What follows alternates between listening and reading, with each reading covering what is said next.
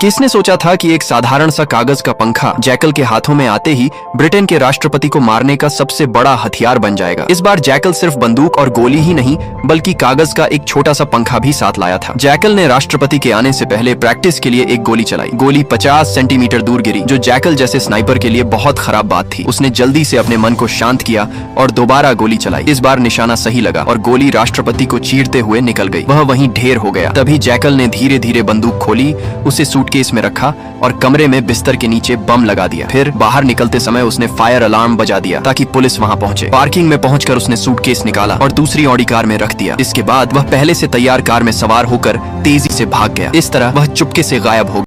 जब पुलिस उस बिल्डिंग में पहुंची तो खतरनाक ब्लास्ट हो गया और सारे सबूत भी उसी के साथ नष्ट हो गए। गैरेज की कार भी ब्लास्ट हो गई थी ताकि कोई निशान न बचे। यही एक टॉप स्नाइपर का तरीका था। लेकिन राष्ट्रपति की हत्या के बाद भागना इतना आसान नहीं था। जैकल ने पुलिस के शक से बचने के लिए शतरंज के खिलाड़ी का रूप ले लिया और शतरंज का सेट भी खरीद लिया ताकि पुलिस का ध्यान भटक सके। दूसरी तरफ पुलिस ने राष्ट्रपति के हत्यारे को ढूंढने के लिए बॉर्डर्स पर सख्त जांच शुरू कर दी थी। जैकल जब वहां पहुंचा तो उसने शांत रहकर कहा कि वह एक शतरंज खिलाड़ी है और एक गेम देखने आया है। पुलिस ने उसकी पहचान जांचने के बाद उसे गाड़ी में रखे डिब्बे को दिखाने को कहा। यही तो जैकल चाहता था, ताकि पुलिस वालों को यकीन हो जाए कि वह शतरंज खिलाड़ी ही है। पुलिस ने उसका पतला दुबला शरीर देखकर सोचा कि वह शायद मुर्गी भी न मार सके और उसे जाने दिया। जल्द ही जैकल फ्रांस पहुंच गया। एक इंटरनेट कैफे में जाकर उसने अपनी यूएसबी कंप्यूटर में लगाई और अपने कॉन्ट्रैक्टर से पूछा कि राष्ट्रपति को मारने का पैसा कब आएगा। जैकल आज तक उस कॉन्ट्रैक्टर से नहीं मिला था। वह मिलना चाहता तो था, लेकिन अगले कॉन्ट्रैक्ट के लिए $10 लाख सुनकर उसका मन डोल गया। उसने और कुछ नहीं सोचा और हाँ कर दी। उसने कहा कि 5 लाख काम से पहले, बाकी के बाद में। कॉन्ट्रैक्टर भी मान गया और उसे लोकेशन बता दी। जैकल पहले लोकेशन पर गया। वहाँ कॉन्ट्रैक्टर की एक एजेंट ने जैकल को नया टारगेट दिखाया, लेकिन जब उसे टारगेट का पता चला तो उसने कीमत 5 लाख से सीधे 10 करोड़ कर दी, क्योंकि यह टारगेट दुनिया का सबसे अमीर आदमी था और उसकी सुरक्षा बहुत सख्त थी, जिसे मारने में काफी मेहनत लगेगी। इसके बाद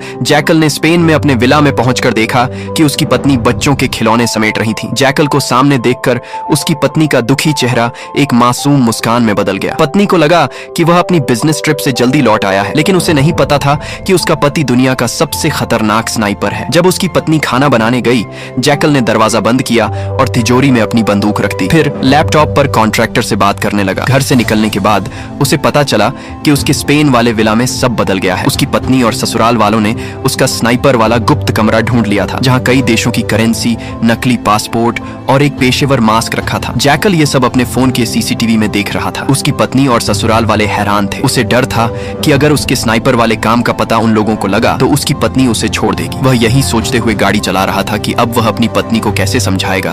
तभी उसका ध्यान भटका और उसकी कार एक ट्रक से टकरा गई। जैकल ने गाड़ी से उतरकर माफी मांगी और पैसे भी ऑफर किए, लेकिन ट्रक ड्राइवर को सेल था, वह नहीं माना। जैकल उसे वहीं खत्म करने की सोच रहा था। तभी एक पुलिस की गाड़ी वहां से गुजरी। जैकल नहीं चाहता था कि पुलिस का ध्यान उसकी ओर जाए, लेकिन ड्राइवर ने पुलिस को बुला लिया। जैकल ने शांत रहकर नकली दस्तावेज दिखाए, लेकिन पुलिस को शक हुआ क्योंकि राष्ट्रपति की मौत की आग अभी ठंडी नहीं हुई थी। पुलिस ने उसका सामान चेक किया और उसे वहां एक बंदूक दिख गई। अगले ही सेकंड जैकल ने पुलिस वाले को मार डाला। फिर उस ट्रक ड्राइवर का काम भी तमाम कर दिया। जैकल ने चुपके से बंदूक से अपने निशान मिटाए और उसे ड्राइवर और पुलिस के हाथ में रख दिया, ऐसा दिखाने के लिए कि दोनों आपस में लड़कर मर गए। फिर वह अपनी कार लेकर भाग गया। एक सुनसान पार्किंग में पहुंचकर उसने नंबर प्लेट हटाई और तेजाब छिड़क कर अपने निशान मिटा दिए। लेकिन उसकी असली मुश्किल थी अपनी पत्नी को मनाना। उसने पत्नी को होटल में बुलाया और फिर से झूठ बोल दिया कि वह बस एक कंपनी के लिए जासूस है और कुछ नहीं। जैकल ने अपने स्नाइपर होने की बात फिर से छुपा ली। फिर उसने कहा कि एक आखिरी काम के बाद वह इतना पैसा कमा लेगा कि यह सब जासूसी भी छोड़ देगा, फिर वे खुशहाल जिंदगी जी सकेंगे। लेकिन उसकी पत्नी को नहीं पता था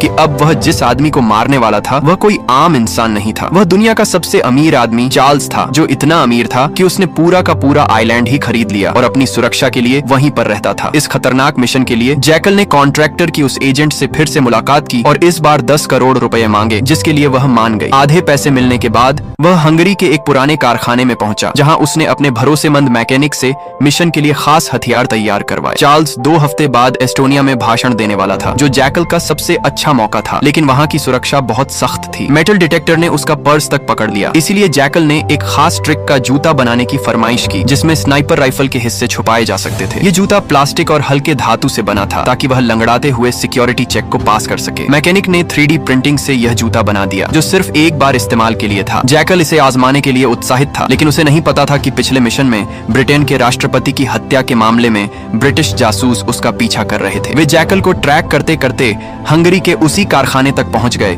जहां जैकल बंदूक की टेस्टिंग कर रहा था, लेकिन किसी तरह वह वहां से भाग निकला। अब उसने एक खास तरह का सूट पहना जिसमें उसने अपनी स्नाइपर राइफल फिट की। उसका टारगेट अब चार्ल्स था जो अपने उस आइलैंड पर रहता था जहां 2 किलोमीटर के दायरे में खड़ी सुरक्षा थी। वहां किसी को मारने का तो दूर, कोई वहां भटक भी नहीं सकता था। लेकिन हमारा जैकल एक टॉप का स्नाइपर था। उसने देखा कि चार्ल्स हर सुबह समुद्र में तैरने के लिए आता है। उसने एक नाव किराए पर ली और नाव के मालिक को मार डाला। फिर समुद्र में स्नाइपिंग की तैयारी शुरू कर दी। बंदूक, गोली, स्टैंड सब कुछ रेडी था, लेकिन समुद्र की लहरें इतनी भयंकर थीं कि निशाने को मुश्किल बना रही थीं। उसी रात जैकल ने एक खास बैलेंस मेंटेन करने वाला डिवाइस भी ढूंढ निकाला। अगले दिन बोट पर पहुंचकर उसने 4 गोलियां निकाली और पहली गोली से ही बिल्कुल सटीक निशाना लग गया। लेकिन तभी वहां एक ड्रोन आ गया। जैकल ने जल्दी से अपनी स्नाइपर को कपड़े से ढक दिया और मछली पकड़ने की एक्टिंग करने लगा। लेकिन सिक्योरिटी वालों को थोड़ा शक था तो उन्होंने चेक करने की सोची। दूसरी तरफ चार्ल्स अपनी कड़ी सुरक्षा के साथ तैरने के लिए बाहर निकल आया और समंदर की तरफ बढ़ने लगा। तभी जैकल ने अपनी स्नाइपर राइफल तैयार की, लेकिन पास से गुजर रही एक तेज नाव के भंबर से उसकी नाव हिल गई और मौका चूक गया। तब तक चार्ल्स समुद्र में उतर चुका था। दूसरी तरफ चार्ल्स की सिक्योरिटी टीम जैकल की तरफ बढ़ रही थी तो जैकल ने उसे बिना कुछ सोचे समझे मार डाला। अगले ही पल एक ड्रोन उसके पास आ धमका, लेकिन जैकल ने सिग्नल जैमर की मदद से उसे फ्यूज कर दिया। सिक्योरिटी हेड ने तभी वार्निंग दे दी कि कोई स्नाइपर उनके ऊपर एम करके बैठा है। हड़बड़ी में सिक्योरिटी ने चार्ल्स को बचाने के लिए उसे पानी में नीचे डुबा दिया। जैकल ने शांत रहकर गिनती शुरू की, ये जानते हुए कि चार्ल्स को सांस लेने के लिए बाहर आना ही होगा। उसने तीसरी गोली चलाई जो गलती से गार्ड को लगी। ये देखकर चार्ल्स पानी में इधर उधर भागने लगा। वहीं दूसरी तरफ जैकल ने उसके नाम की गोली बंदूक में डाल चुकी थी। उसने अपने तेज दिमाग का यूज करते हुए अंदाजे से निशाना लगाया और चार्ल्स की गर्दन के आर पार गोली डाल दी और उसे मार डाला। फिर वहां से भाग निकला। मिशन पूरा करके जैकल एयरपोर्ट पहुंचा। वहां से उसने कॉन्ट्रैक्टर को उसके बचे हुए पैसे के लिए मैसेज कर दिया और अपनी स्नाइपर राइफल कन्वेयर बेल्ट पर ही छोड़ दी। जैकल स्पेन अपने घर पहुंचा और उसे पता चला कि उसकी पत्नी और बेटा गायब हैं। उसकी पत्नी को उसका सच पता चल चुका था कि वह कोई एजेंट नहीं बल्कि दुनिया का सबसे खतरनाक स्नाइपर है, इसलिए वह उसे छोड़कर भाग निकली थी। तभी एजेंट महिला ने फोन किया और बताया कि वह स्पेन में है और उसे कुछ पैसे वैसे नहीं मिलने वाले। इतना कहकर उसने फोन काट दिया। तब जैकल को समझ आया कि उसके साथ बहुत बड़ा धोखा हुआ है। यही नहीं बल्कि कॉन्ट्रैक्टर की उस एजेंट ने पुलिस वालों को उसकी लोकेशन भी सेंड कर दी थी। जैकल ने बचे हुए पैसे, पासपोर्ट और हथियार लिए